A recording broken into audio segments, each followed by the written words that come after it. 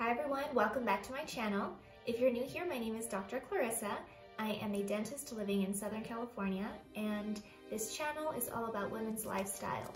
Today I'm going to be sharing with you guys how I achieve my go-to makeup look. This makeup look is super simple, and it's something that I feel like anybody can achieve no matter what level of experience or skill you have with makeup. I'm telling you, you could literally be picking up a makeup brush for the first time and get this look. It's super easy. It's going to take a little bit longer today because I'm going to be explaining each step to you, but usually I can complete this makeup look in about 10 to 15 minutes. So I hope you guys enjoy it, and let's dive right in. Okay, so step one is face. Right after the shower, I will put on some face lotion that has SPF. We want to protect against the wrinkles and also want to protect against any dryness. So I use Eucerin Daily Protection face lotion and sunscreen. I've been using this for years. I just think it's a really great price point. I think it's between like $5 and $10.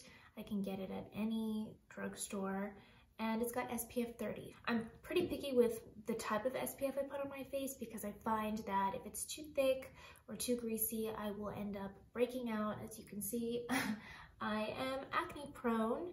I actually just finished my menses, so hello hormonal acne, welcome. So anyway, step one, I put some moisturizer on my face. Step two, like I said, I'm super oily, so if I'm going out, I want to use a mattifier in my T-zone. The one I love and I've been using for years is Murad Oil and Pore Control Mattifier. Now this also has SPF 45, but it's just kind of like another layer of SPF. I use a tiny amount. This little bottle here is also very expensive, in my opinion. It's like $40 for this tiny bottle of mattifier. So I don't overuse it. I find that using a little bit versus a lot gets me the exact same result. So I really just put it in my T-zone. Sometimes if it's like a really important event or I feel like I'm gonna be outside, like for a party or a baby shower, then I'll use a little bit more of that. But usually for the day-to-day, I just use a dab. Next, for the foundation, I actually use a concealer as foundation. I've been doing it for years. It's MAC Pro Longwear Concealer.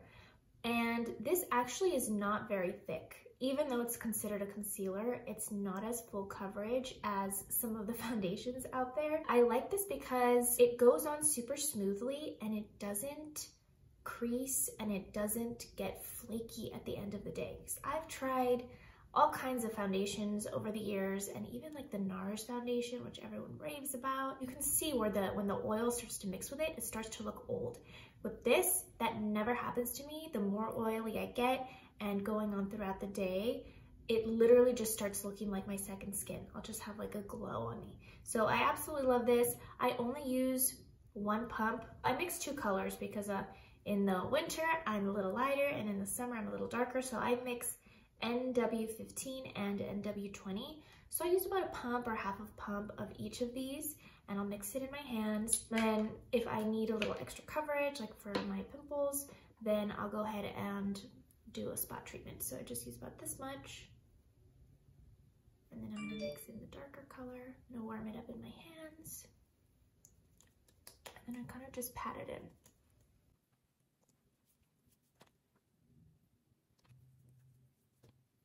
I get my eyelids too because my skin is really thin there and you can literally see every single vein. So that's my initial layer. If I'm going to work in, for dentistry and I'm gonna have a mask on my face all day, that's literally all I will do. I'm not gonna do a second layer because it's just gonna come off on the mask. But for now, getting camera ready, I'm gonna do a little bit more. So again, a couple of pumps, mix it on my finger, and then just a spot treatment. A little bit under the eye. I don't do too much under the eye though, because the more makeup you put under your eye, the more I find that it will crease into the wrinkles and it actually makes me look older. Now on this side, got a little pimple right there, so I'm gonna cover her up. I don't use a beauty blender because I feel like the sponge soaks up a lot of the liquid and I don't get as much use out of the amount. I'm gonna put my hair up for the rest of it so it's out of my face. Don't mind my little curly Q. So my next foundation step is I set it with powder. Now a lot of people use translucent powder. That's not enough for me. I like powder that has a tint to it. This I find keeps me matte, sets my makeup, it adds a little extra coverage in those areas that I maybe didn't get with the foundation. When I use translucent powder, I really have to cake on the liquid to make sure everything's covered up and then set it with that. So I like that this minimizes the amount of liquid foundation that I have to put on every day. The one I love is by Sephora. It's a Sephora Collection Matte Perfection Powder Foundation. This one I find has the best color match. Again, it wears the best during the day. It doesn't start to look broken up or like flaky at the end of the day. And it's only $20. I get my brush and I'm just patting a little bit and then tapping it in. I like to tap instead of drag because I have dry skin. Like if I put pimple cream and if I drag, I feel like that will flake up the skin and then I have to go in and fix it. Now I'm gonna do the eye area. I use the same exact brush. I just squish it and make it skinny, like that. And same thing for the bottom or for the tips, squish, get a little bit here. The next step for the face is gonna be a little bit of highlighter, a little bit of blush, and a little bit of bronzer. With the highlighter, especially since I get hyperpigmentation around my cheek area, putting on highlighter has that glisten. It's got the shimmer and it reflects light, and I feel like it really masks any discoloration that I have in the area, and it just makes it look like dewy skin. The one I'm using is by Morphe. This is a high impact highlighter in the color Extra. And then I have this cute little angled brush. And for me, it's kind of like a messy process. I'm not really too strict about the way I apply it. What I like to do for the nose too is get the tip of my finger, get a tiny bit, and then I can run it down the bridge of my nose. Next, I'm gonna be doing blush and a little bit of contour with some bronzer. I really like One Stop Shop, I'm telling you. I love Sephora Collection. I don't know, it's just like so affordable, and honestly, all these powders, yeah, you can have like all the different brands of the world. It's pretty much the same thing. They're all coming from like a select few manufacturers, and it's just rebranding, but Sephora Collection works just fine for me. So I like this because when I'm traveling, I don't have to take 200 different, mini little products, one blush, one bronzer, one highlighter, everything's here. So first I start with a little bit of bronzer, just a touch, especially since I'm a little more fair skinned. So if I put too much bronzer, it looks terrible. This angle brush is my favorite. It does everything, and I'm gonna just, and then go in on my cheeks, on the hollows of my cheeks.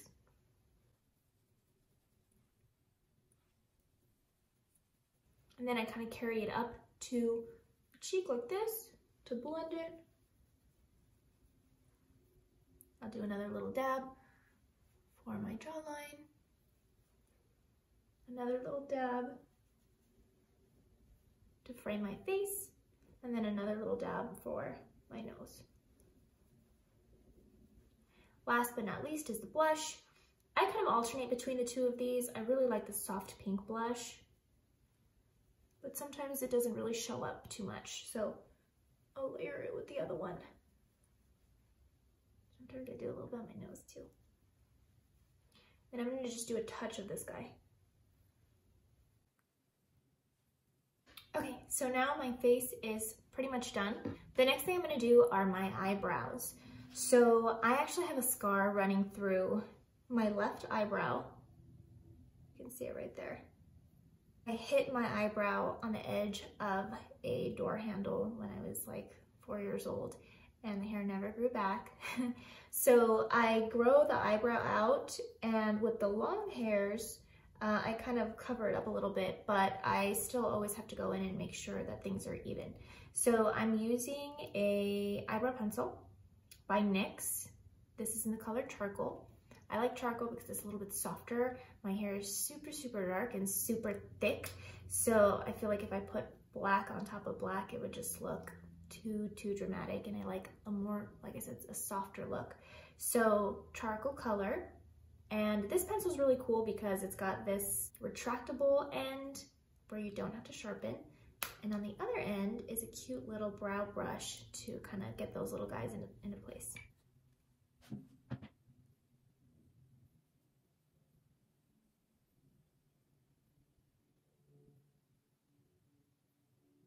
Okay, so once I'm pretty much done, I go in and I'm just checking for symmetry. They're sisters, not twins, but honestly, what I would give to have them be twins. One is like a little bit higher than the other, but okay. These are the only brows I'm ever gonna have, so I might as well love them. Okay, so now because like I mentioned, my eyebrow hair is super thick and super long. I get little stragglers like going different directions. I put a little bit of brow gel on after. This one's from NYX. It's called Control Freak, and it's clear. It's clear brow gel. What you can also do is you can get a plain eyebrow spoolie, spray hairspray on there, and comb through your brows. I've done both. This for me is easier because I don't have to carry a little can of hairspray and a bunch of loose spoolies. Everything's all in one. Usually I don't wear eyeshadow. If it's day to day, I won't put anything on, but for the purposes of this video and getting ready, I'm gonna do some really light eyeshadow. I'm telling you guys, this is gonna be the easiest eyeshadow application you've ever seen. I'm gonna use one palette and 2 brushes. You can have any palette of your choice. This one's called the Pocket Palette, and pretty much I only choose palettes that have a lot of neutrals because those are my favorites. Now the 2 brushes that we are going to be using are this little flat brush and this little fluffy brush. First I take the flat brush and this really light neutral color. I'm going to use this as a base all over my eyelid.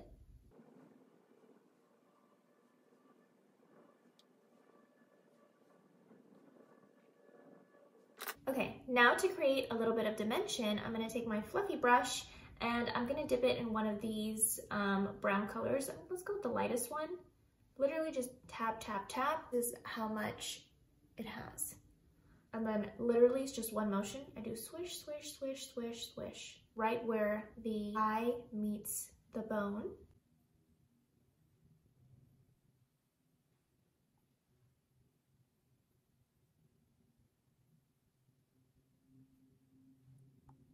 And then I will layer it if I want it a little bit darker.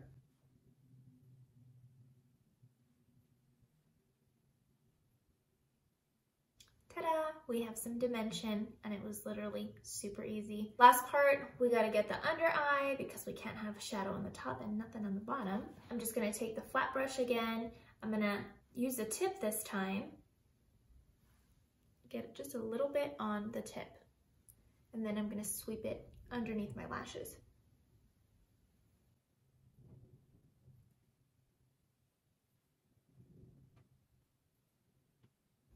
And now we have some dimension on the bottom. The next thing I'm gonna do to complete the eyes is I'm just gonna put a little bit of mascara on my lower lashes. I have eyelash extensions on my upper eyelashes. Sometimes if it's getting close to the time where I need to fill and they're looking kind of sparse or have any bald spots, I will also take the mascara and do just a little bit on the tips of my eyelashes in the areas where I need it. But usually I try to not put mascara on the eyelash extensions because it does make cleanup a little bit more difficult. The mascara I'm using is Milk Makeup Kush Mascara. Honestly, this was given to me as a free sample. I liked the size and I really like that this washes off easily. So this is the difference. This eye has mascara, this one doesn't. So next I'm just gonna brush out my top lashes. I see a little straggler that's going off on his own, so I'm actually gonna snip that one. When I start having some lashes go in a crazy direction, I will get my hair trimming scissors and I'll go ahead and snip them at the base before they start tugging on my eyelash and pulling them out. Next, I'm just gonna take a regular spoolie, mascara spoolie, and I'm just gonna comb out my lash extensions so that they're nice and fluffy and all in the right direction. When I'm looking in the mirror, I feel like the tips of this one are a little bit longer than the tips here. So this is one of those instances where I was mentioning that I'll go in with a little bit of mascara just right in that area to even them out. Okay, now we just have a couple more steps left. I'm gonna use a setting spray for my face. The one that I'm using is by Charlotte Tilbury Airbrush Flawless Setting Spray.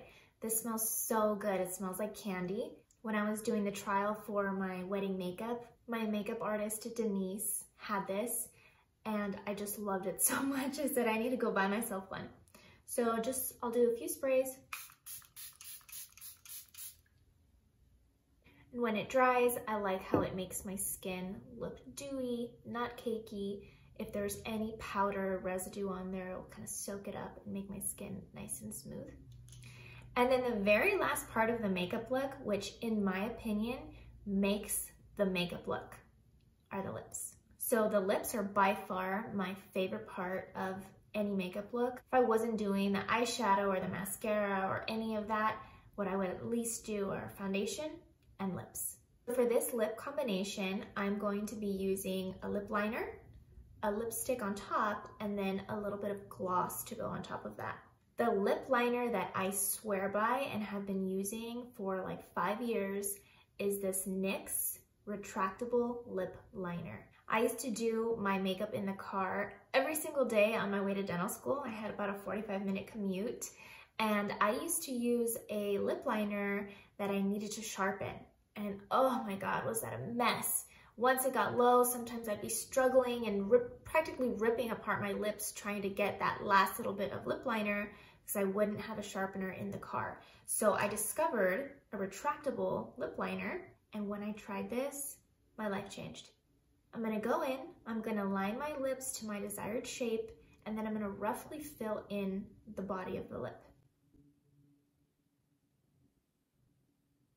When I do the bottom, I like to just go right at the vermilion border, which is where the lip meets the skin. For my top lip, I like an accentuated Cupid's bow. So I always start with that, and then I work my way down.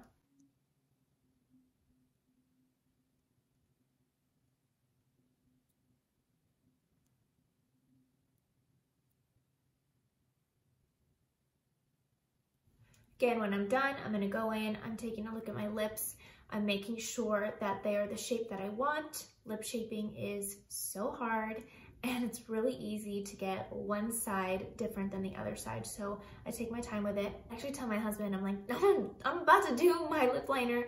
Don't talk to me right now, I can't be distracted. And I used to say the same thing when I was putting on my falsies.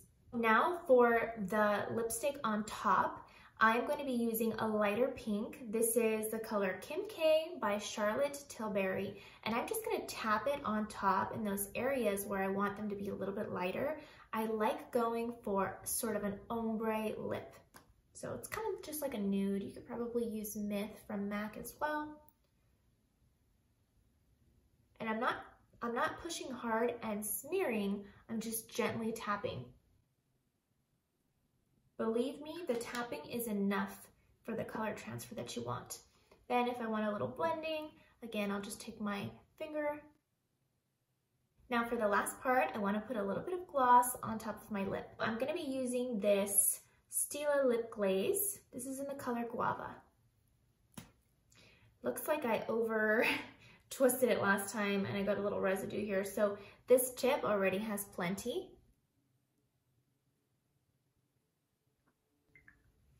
Okay, we're all set. Do you see how adding the gloss added this suppleness to the lips? I also suffer from dry lip, chapped lip, you name it. So adding this gloss on top really completes the look, like dewy. I'm just gonna quickly do my hair and I'll be right back. Voila, my hair is done and the look is complete. I hope you guys enjoyed this video. Please let me know if you have any other questions with regards to makeup products or technique or anything else you want to know in general. Again, I do have some makeup experience, but I'm not a makeup artist that does this professionally. So if I can do it, you can do it too. Please like and subscribe. I would appreciate your support. And you can follow me on Instagram at Dr. Clarissa for for more women's beauty, fashion, lifestyle tips. Until next time, guys.